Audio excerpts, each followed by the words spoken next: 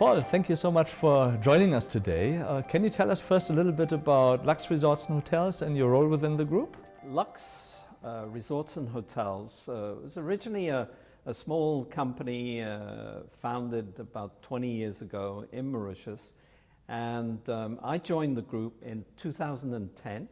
And when I went round the hotels, I found that they were rather old-fashioned. However, what I did see was enormous potential in the people. So I immediately conceived a strategy together with the top team. And that strategy revolved around, first and foremost, what we call a service revolution. When you joined the group, you initially focused on revolutionizing the service culture. Given you were fighting on so many fronts, why did you pick culture? Service is what hospitality is all about. And people enjoy receiving great service. I think the hospitality business has changed dramatically in the last 10 years.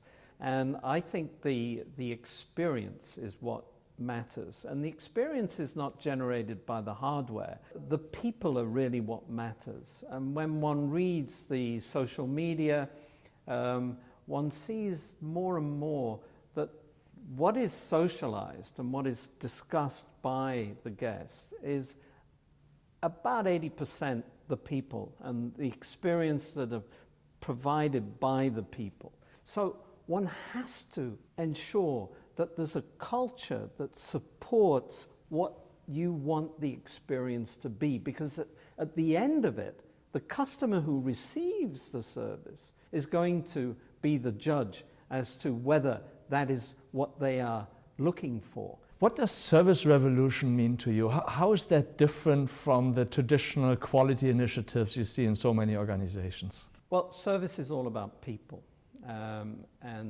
Why it's a revolution is because you've got to do many, many things. You've got to do it all, because providing you set the goals and you communicate the goals and give people the end game, then you bring your people with you.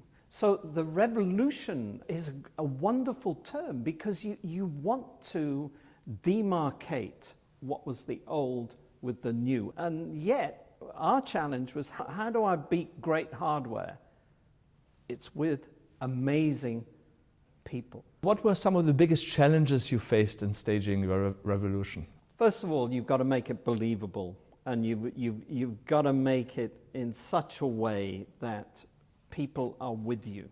I had lots of great people helping me, like Ron Kaufman, like Piers Schmidt, who come in and they helped generate the passion and the excitement and also give another view.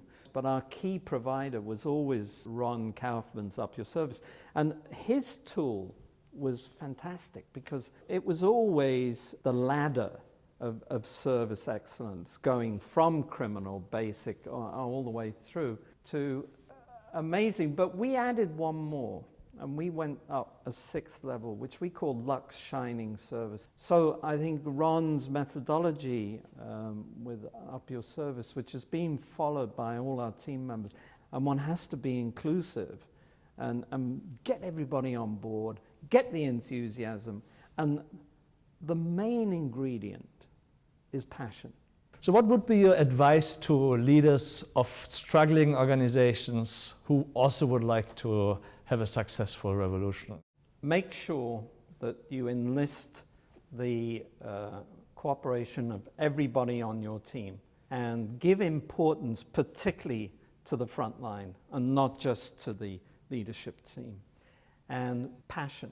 Passion is the key that unlocks so much. And don't try and do bits and chunk it out, but put together the whole plan.